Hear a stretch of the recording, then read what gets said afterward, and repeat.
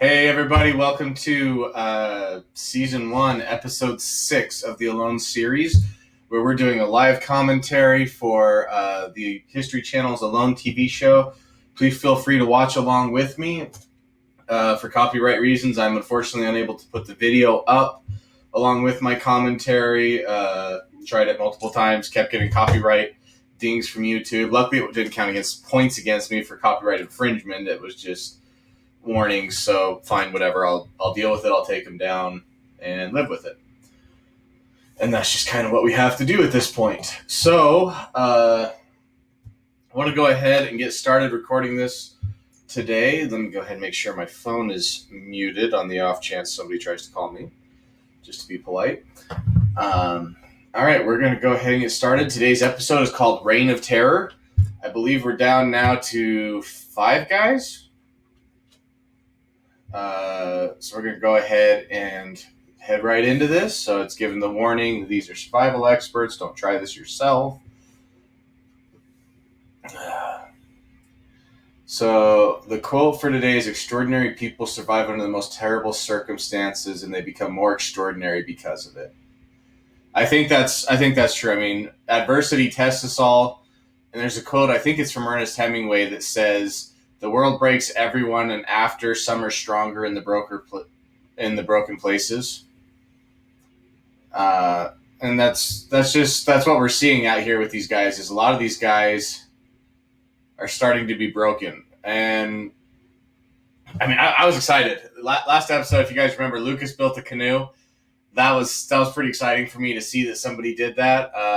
Earlier, Mitch had built a coracle, which is just basically a little survival boat for the intention of getting across his little area.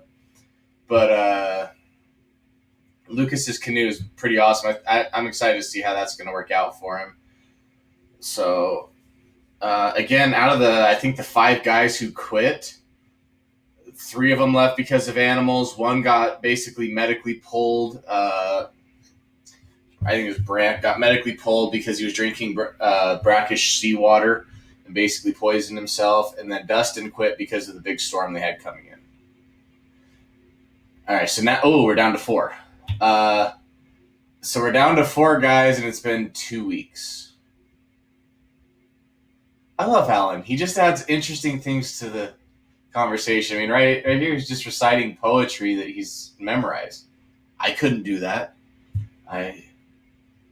Wow.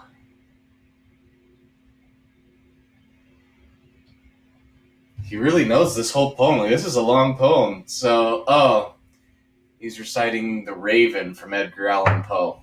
I remember learning this stuff in high school, but I don't remember it. He's making it freaking creepy. Holy crap. He gets right up close to the camera, just like right here and very intense. That's crazy.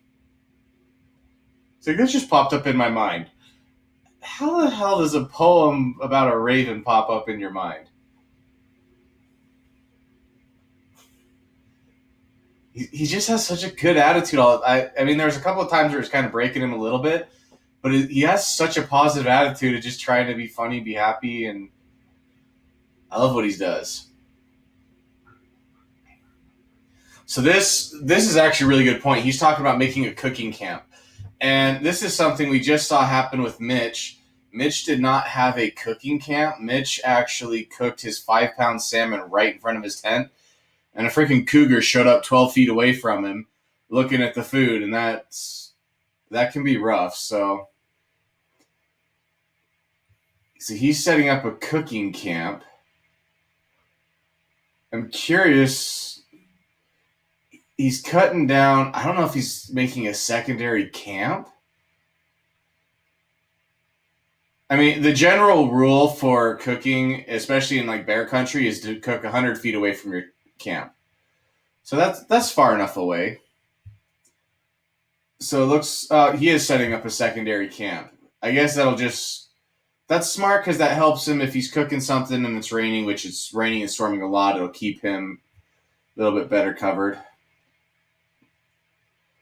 So they said it's rained 13 out of the 15 days since they've been there. That's a lot of water. I think they're headed into the winter season, so you've got all these storms coming in. So what he's doing is actually smart here. Is he's using, rather than worrying about using his tarp or using this, he's using natural resources and building brush shelters. If those get really, really thick, those don't let a lot of rain through. When you really layer those, what usually happens is the water starts running down some of the leaves and needles, and it falls onto the other ones, and it just keeps kind of running down. And very little water ever makes it through that shelter. So that's, oh, I love that quote. Because you have to learn to work with nature, because nature's going to run you over, and that's, see, that reminds me of I do some woodworking, and there's, in Japanese woodworking, that's the theory. You can work with nature or against nature. And modern woodworking is against nature. People are just picking up whatever wood they want to use, using it however they want, buying it from the stores.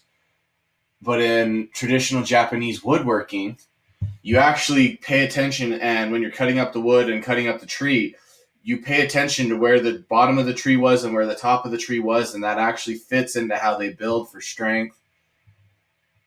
And so that's definitely what he's doing. So he's being smart about this, making sure he doesn't have predators come into his actual camp. That's, I mean, Mitch just about had to fight off that cougar for his freaking salmon, and that's never going to be fun. All right, so we're back to Lucas in his canoe. I think this is pretty cool because he's got the tarp that lets him, like, wrap, rather than having the tarp be permanently attached, he can wrap it and then he can pull it off, go and put it wherever he needs to back in another shelter. So it gives him that flexibility. That's good. So he wants to go check out some areas. The one thing, I was thinking about this the other day, the one thing that's to me problematic about his setup is not the canoe.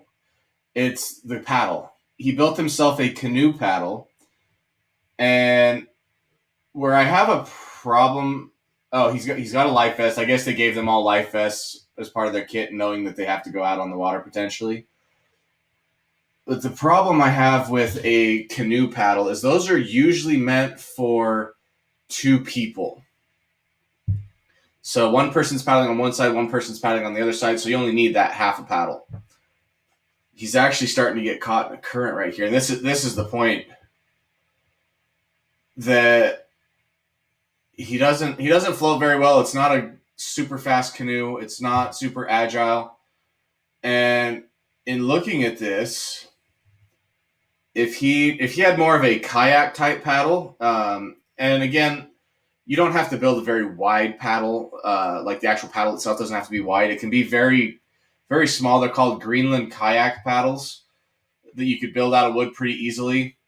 It would allow him to be in the middle and going here and maintaining very straight rather than having to paddle, flip it over to the other side, paddle. He could actually just kayak paddle himself and do better.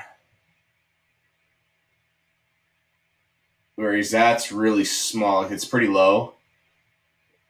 But he did find himself some good places to find stuff like clams and things like that. So there's clams are a good source of food. That'll be real good for him. The biggest thing I keep seeing is I don't know. Maybe season 1 they weren't allowed to take fish hooks out. I just don't see anybody actually fishing. Mitch caught his salmon in a net. Alan looks like he's got a net out. I don't have a clue what Sam's got going on. But Lucas is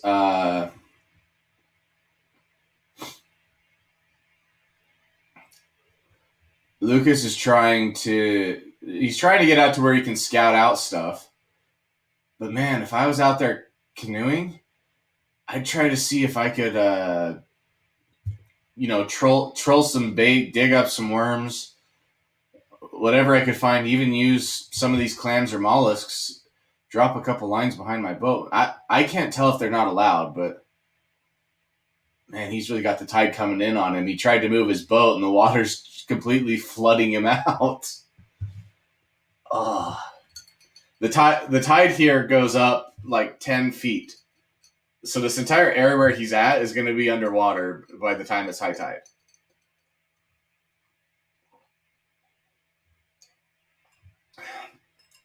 Now he's stuck.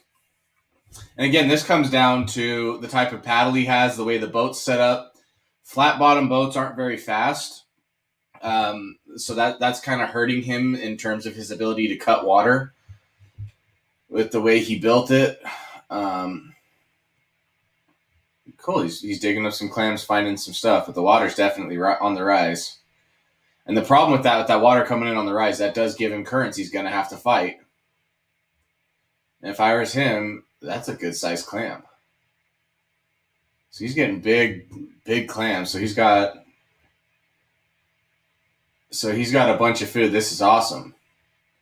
The only problem is he can't get back to. So it says one clam is about the equivalent of an egg. So I mean, he's got 15 pounds of eggs more or less. That's pretty good. Let's see if he gets home or not, because that's his concern, is the currents, and that's certainly a problem. And again, when you're looking at his paddle, that's just what's hitting me, is he has to. You put a couple stripes here that takes you this way, then you have to take another few stripes. So you're basically, rather than being able to use a kayak paddle and consistently hit and kind of go like this, in a canoe, he's going like this. And he's really struggling to get out there. And there's a lot of currents here that are dangerous in some whirlpools.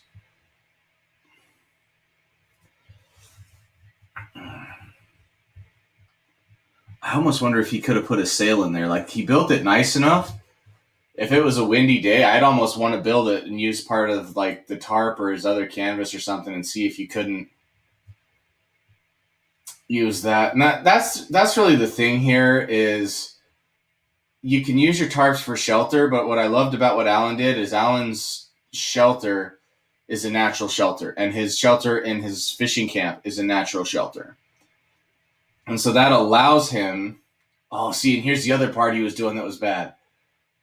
He's digging, when he was digging for his clams, he was digging with his paddle. What if he snapped his paddle off? He wouldn't have to have a paddle. He'd be stuck where he was at without a shelter. He'd have to make a new one to get home. Like, that was just bad news. It's great that he got that he did, and he didn't end up breaking his paddle, but I would have brought a digging stick. And that he could have even gone and made one. A digging stick is literally just a straight stick with a point on the end of it. The best option is to, rather than have it go to a point like a pencil tip, you want it to be a flat point, so it comes, if you've got, let's say this is the end of the stick. You want it to be cut at an angle, because it allows you that big, wide, flat part to get in there and leverage with at an angle, versus like a pencil point you don't get a lot of digging with. So he's now stuck 2 miles from home. He couldn't make it to shore because of the currents. Although it looked like he was trying to get across in the main currents. If he got up near the shores, he'd probably have a little bit better luck. I've noticed that in lakes where I've kayaked. Along the shores, I actually usually get a little bit better flow. So he's now got to hike all the way back, which isn't necessarily a bad thing. I mean, if he finds a 2 mile hiking, here's kind of the funny part, is he put all that calories and energy into the boat, and it's only 2 miles to where he was at. He probably could have just hiked that in an exploration, maybe found some other stuff along the way, and wouldn't have had to build the boat. But yeah, it's definitely a problem. So let's see what Alan's got.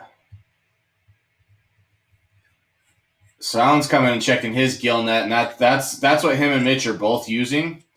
The problem with the gill net is you're really hoping it's not active fishing, it's passive fishing. So you are hoping that something flies into your net, and you're hoping you're going to get there. So Alan's out looking. I mean, Alan's been resourceful. He was picking up kelp, and he found some banana slugs. that were nice and big that he was eating. I mean, they looked gross, but he's been eating like limpets, which are another type of shellfish. And so he's been real resourceful for this. Again, it just bugs me that everybody doesn't seem to be fishing. Like Gillnet's passive fishing, but I don't see anybody active fishing. And there's different things they could do. And maybe they're just not able to do active fishing on this season. It depends on the season what they can and can't do. So he got nothing out of his gill net. He's got it set up in a channel where as the water comes out, the water will fall down and turn into a pretty narrow channel and it goes through. So anything that gets up above there is going to get stuck.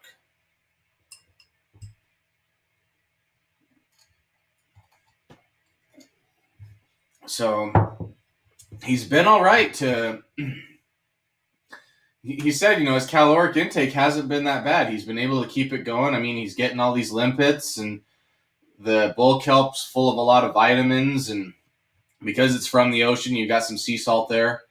So he's probably getting some nice electrolytes.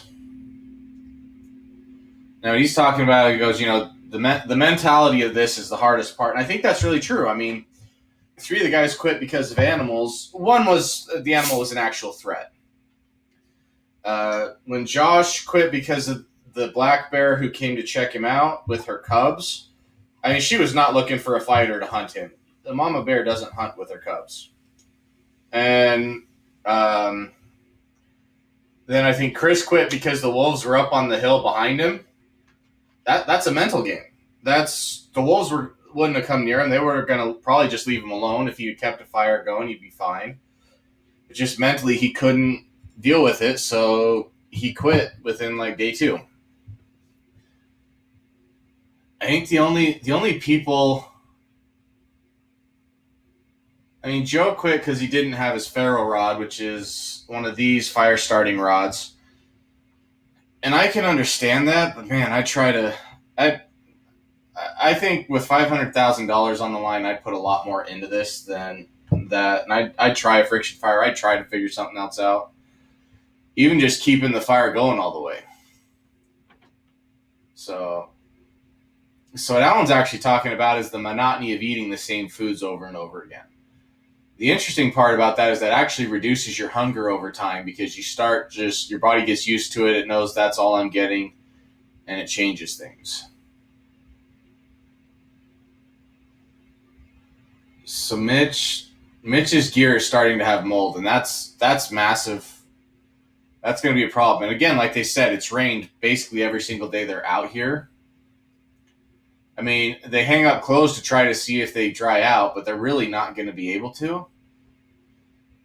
And the molds will make you sick. It'll hurt your skin. It'll get all this stuff. Like, he can see the mold. He thought he had frost on his boots, but it was mold. So he's trying to utilize the day that the sun's out and it's not raining to see if he can get away with, having some drier gear. One of the things I've seen people do, which is hard, but it's a viable thing to do, is I've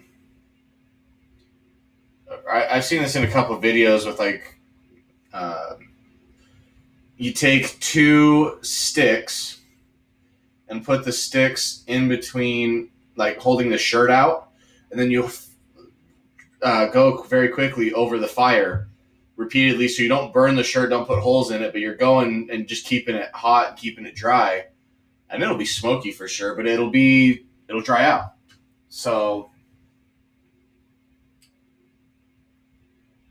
I think he's still sleeping on the floor. I don't remember if his stuff's up off the ground.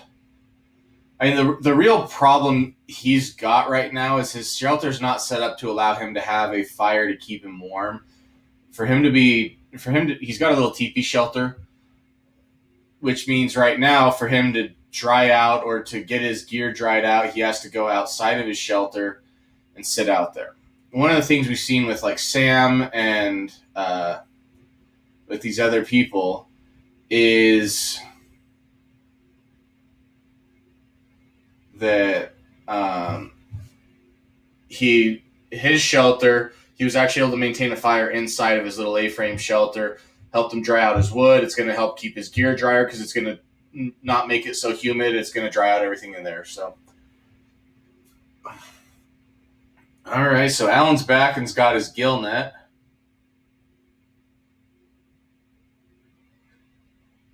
So he's gotten some weird looking fish, and he got a crab.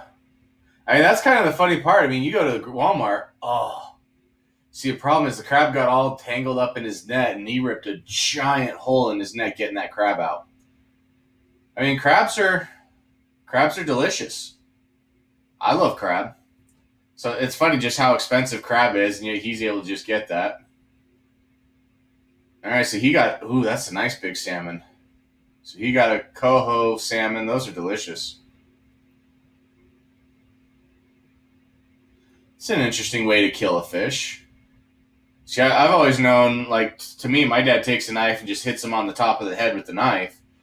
He actually took it and just took it across the neck, cut down so it doesn't suffer, and basically just cut the spinal cord and killed it. I was like, that's an interesting, better way of doing it. I think I've always hated hitting him on the head, to be honest.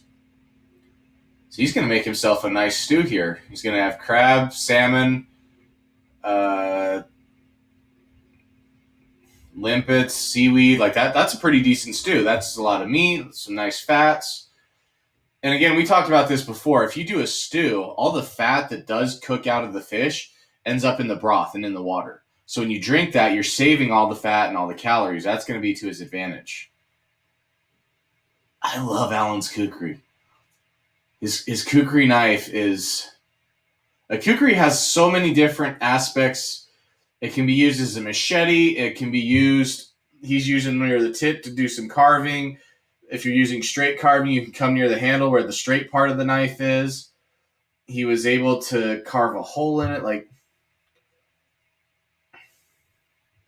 he's gotten a lot going for him here.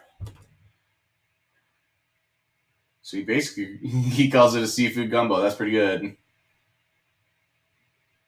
Oh, his spoons. So obviously I think he's still working on his spoon, but he could have gotten a bowl much faster if he'd have done a burnout on it. And that's where you take a couple hot coals from your fire, drop them in there, and just blow on them. And as you blow on them, they don't... If it gets up to a flame, just blow the flame out. Otherwise, you'll burn the whole spoon. But as that ember gets hot and is just red hot and burning, it'll burn itself down into the spoon, and then you carve it up. Once it's done, you toss it out, carve out some space, toss in some new embers, blow it, carve out some space. I mean, he's got a tiny little, it's like an itty bitty spoon right now. So he could get a bigger spoon, and he probably will, but yeah, any day you get crab is a good day, and fresh crab that he caught that morning, that's a nice day. So that's going to rain nice for him. So, and again, he's cooking it away from his camp, so he's not risking attracting bears or cougars directly into his camp. They might still approach him, but it's far enough away that he's all right. All right, so Lucas is back at his place. He hiked with the paddle, which I think is interesting.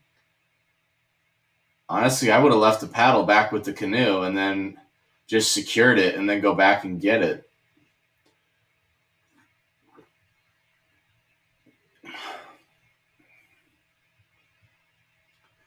So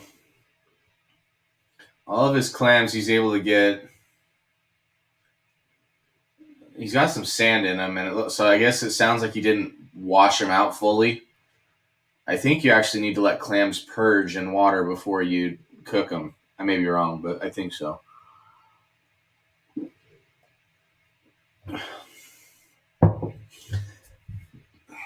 I mean, the biggest problem he has is if the storms come back in and the tide raises up, that could really hose him.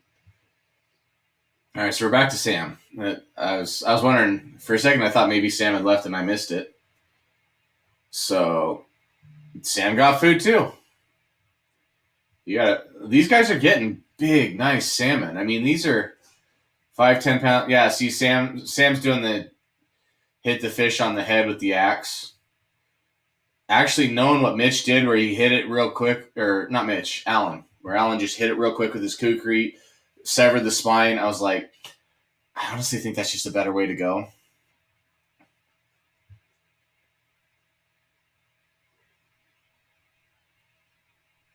So, all right. So Mitch has salmon as well. He threw some food into the pot. Everybody's got food now.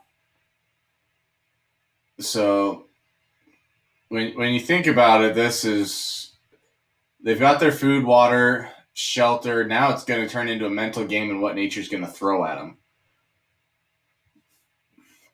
They all got some food. I mean, it took them 2 weeks before any of them really got the fish and the food. That was what's concerned me. But no, another storm moved in.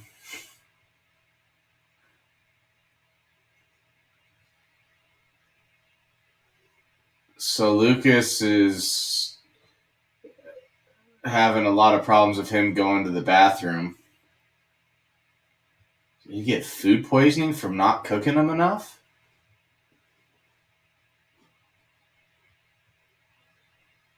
I don't know. Maybe it's just because he hasn't eaten anything in so long, or eaten a lot of food that is getting him. And he's got diarrhea, not throwing up. Like you said, I prefer that. I hate throwing up. It's traumatic to me every time.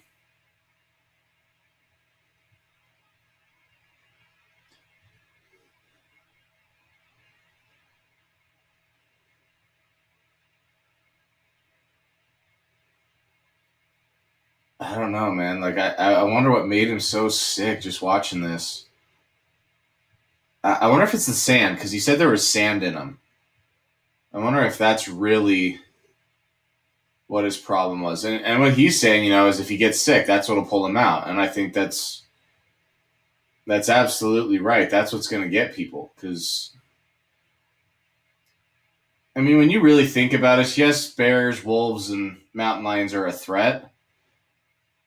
But for the most part, if you don't bother them, they don't bother you. For the most part, there's exceptions to that rule, but the natural predators humans have is bacteria, viruses. So if he gets sick out here, it's just like Brant. Brant drank brackish water, got sick, and that's what took him out. So the other thing that could be, there's a lot of protein in clams, and I don't know that there's a lot of fat. If you get too much protein in your diet, that'll definitely make you sick. That'll make you start getting, like, feeling real nasty. So it's raining again. It's just constantly raining on them now, and I think that's going to be the hardest part. So they're 18 days in now, almost 3 weeks, and it looks like it's only been dry maybe 3 days.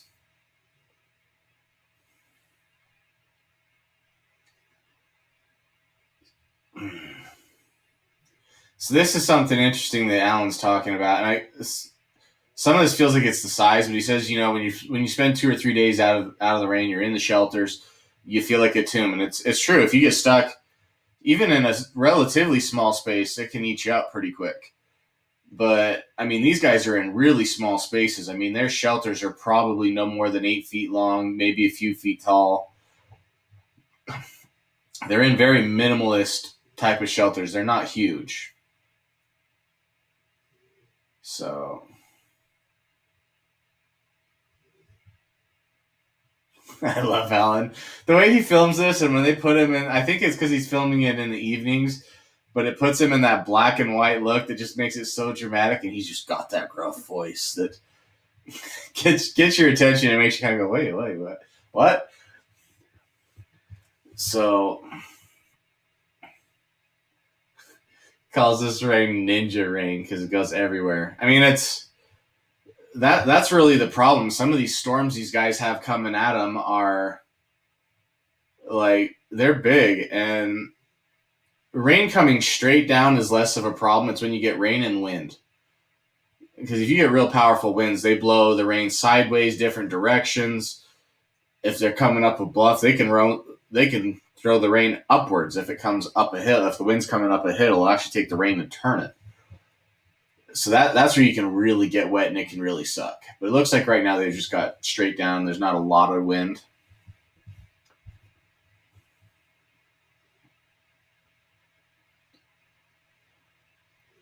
So Sam's hunkered in as well. Everybody's just hunkered down because it's just raining.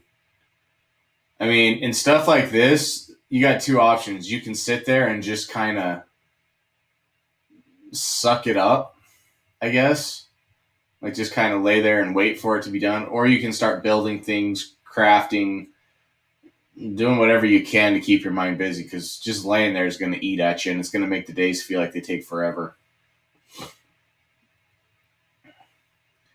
The other option, I don't know if it's an option for these guys, but it doesn't look... I think Mitch looks like he's the only guy who actually has rain gear, is what it looks like he's got. It doesn't look like anybody else has it. No, Lucas has rain gear because now he's cutting firewood. So, yeah, they're headed into fall and winter's where it's rain, so... And they're estimating 17 inches. That's 1.5 feet of rain, like, per storm. Or per month or whatever. That's a lot of rain. That's 1.5 feet. That's a lot of water coming down. And again, that problem, if you can't dry off, you can get jock itch, you can get fungus, you can get all kinds of... So even Lucas is doing this. He's fully, like, I think it looks like he's giving himself a bath. But he's sitting in front of his fire completely naked with the fire, and like that's good. Like he needs to dry out his skin. If your skin stays wet too long, your own body will start to decay. Your skin will decay, get rashes and problems, and it hurts. It's not fun. I get that being a bigger guy. Like you just get that naturally. If you start sweating and stuff, and if you don't clean out and maintain showering and keeping clean, skin health could take you out of this game. All right, so we're day 21, one day out from being 3 days in. So another 2 days, and it's still wet. So it's interesting. They got down to these 4 guys. There's a bunch of them who dropped right in the beginning who just couldn't hack it. Some people slowly dropping off. But now this episode, like the first few episodes covered like the first week. This episode alone covers at least a week. So, man, you see the mentality, like these guys just out here crying, and Lucas is having a hard time right now. And it is. This is a mental game to them. Just sit there and not have people around. That wears down on you. To have the challenges, the rain, the wet, lack of food. It's all going to play into your mentality on this. So, all right, well, we're 3 days in. We're 3 weeks in now, 21 days. It's still raining.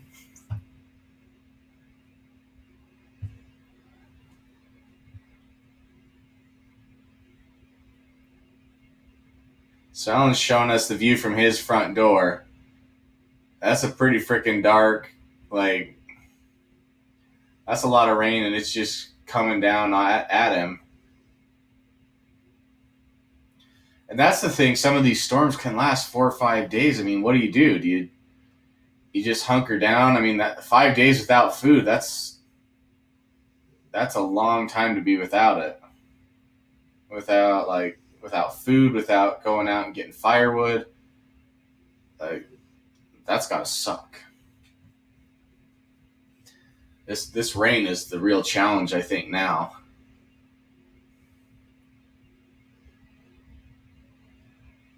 So to them, it's boredom. I mean,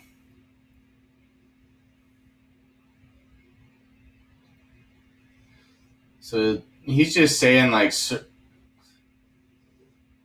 he just made a very good point. Like all the survival stuff, all the survival books, things like that, they're intent on getting you to survive to get to safety, to get back to the city, to get somewhere else. And that, I think, is an interesting point, because if you're not doing that, if you're doing what these guys are doing, you get your shelter set up, you get your food, water, you get your traps, you get your gill net set out, You got your fire. What else do you have? Like, what do you do after that? And that's where I was.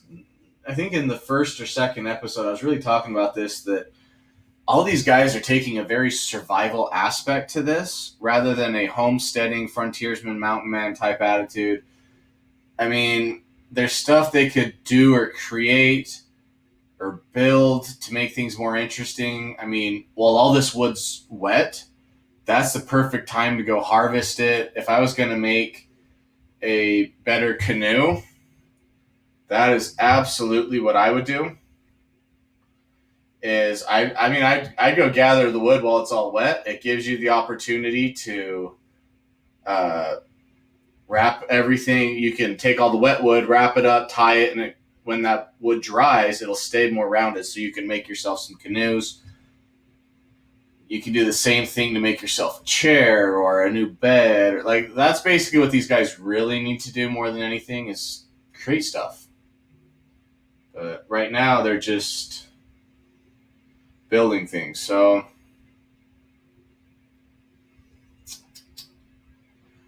I mean, the boredom's going to be what gets you. Because when you're bored, what do you think about? What they're going to end up thinking about is family, and I don't want to be here. Maybe I should just quit and go home. Like, this is annoying. I hate the rain. It's going to start eating at you if you don't keep your mind on something else. And I've seen this. I follow Zachary Fowler, who won. I just quoted Morgan Freeman from Robin Hood. Is there no sun in this cursed land? Because in England, it's always like foggy or cloudy or rainy, so it's kind of the same deal. But I've watched Zachary Fowler and some of the other stuff he does. He does all these survival challenges. And for one of them, what he did around the fire at night is he whittled himself a chess set. I mean, it takes time and effort, and it's a lot of things to do, but that gives you something to do, you know? I mean, frick, make spoons, make things, like start getting involved in being creative, because that's what you really need to go, okay, what would I like to have? Because now I've got the essentials, I've got the shelter built. What would I like to have or want to try to mimic? Do I want to try to start planning out how to do this or different things? I mean, they could be making fishing traps, different things like that. I mean, there's a lot of different things you can do to keep your mind engaged. Make baskets. Even if it doesn't really mean much to you, do something, you know, just so it keeps your mind going. Because these storms are going to be what's going to kill them. So Mitch is, I don't know what he's doing. Going fishing? Walking into the river? He's like, oh, there's a rainbow out here, but it's still dripping wet and raining on him.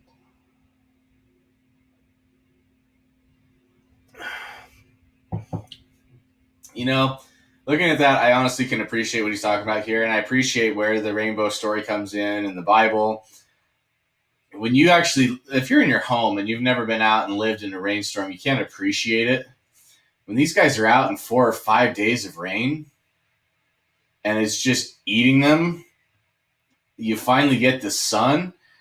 These guys are like, we're getting out and using everything we can. Sam's lost a lot of weight. You can see it in his face. He's skinnied up and slimmed out. He was pretty chubby when he went out, and he's 3 weeks in. He's leaning up pretty good. So he's like, I'm going crazy. I don't know. I think he was a little crazy when he went out there. Sam's a funny guy, but he marches to the beat of his own drummer. So see how Lucas has fared. He's happy the sun's back. Like, again, that old song, Here Comes the Sun, means a whole different thing when you live out in the freaking rain. I mean, that's going to be rough on these guys. So, I mean, sunlight's so good for you because your vitamin D. It's funny, we all go, well, avoid being in the sun now. You'll get skin cancer. Actually, vitamin D and having your body have enough vitamin D can help you fight off different types of cancers, including skin cancer. So there's actually benefits to being out in the sun. So Lucas has kind of a big pack on him. I mean, he's got his knife. I don't know what the other things are that he's got on his belt. I'd be curious. And his neck thing his neck pouch, I wonder if that's his fire striker. I don't know what that is, but I'd be curious to find out what all these gears actually are. That'd be nice to know. Alan's peeked out. Alan reminds me kind of a bear. Just with his beard and being big and stuff, so that was a smart idea. So he had a little bit of diarrhea, and it's funny because Lucas goes, well, you got to go find moss or a tree to deal with it. Alan's like, screw it, I'm jumping in the ocean. I'm just going to take a bath and not have to. I'm like, that's what I do. Dig a latrine near the ocean and just head out there. But he's looking good. I mean, it looks like he might be slimming up a bit too. But he's getting out and just loving the sun too, so.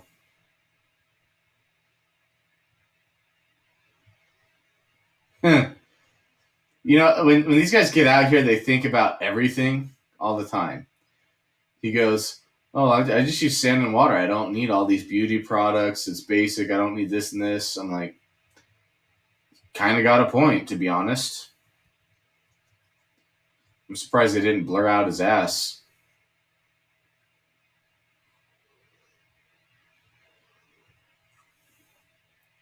So he says we're not able to survive without artificial stuff, but we did before. Like we got here by survive. Like we got here by doing this stuff. We got to where we are as a humankind by doing exactly what he's doing. Without the gear, he was doing it. That's really the plug. Is if you could learn the primitive skills, so flint knapping, fire building, friction fires, primitive trapping, things like that, instead of relying on your tools. And again, that's what not killed, but took Joe out of the competition, is he lost his ferro rod. And rather than seeing if there was some other way he could get fire going, he just quit. And that's fine. It is what it is. But having to rely on this and then losing it, it comes down to actually your mentality and your ability, to be honest. But it really comes down to how determined are you to find a solution to the problem, or you just quit when things get hard. So Alan's quoting Thoreau, and he's read him. I've read Thoreau's books. I love it too. So I love Thoreau, and he says a lot, and he did a lot of this stuff. Like he has an interesting attitude. I mean, Alan's deep. He knows poetry and he knows Thoreau, and if that blanket falls off right now, I'm gonna be blind. He's walking towards the camera with just this like shamag blanket wrapped around him, and I'm like, yep. All it would take is for that not to come off. So Sam's trying to do deadfalls, but he's going to hurt himself. I mean, deadfall traps are okay, but they get you very small game. There's not a lot of calories into them.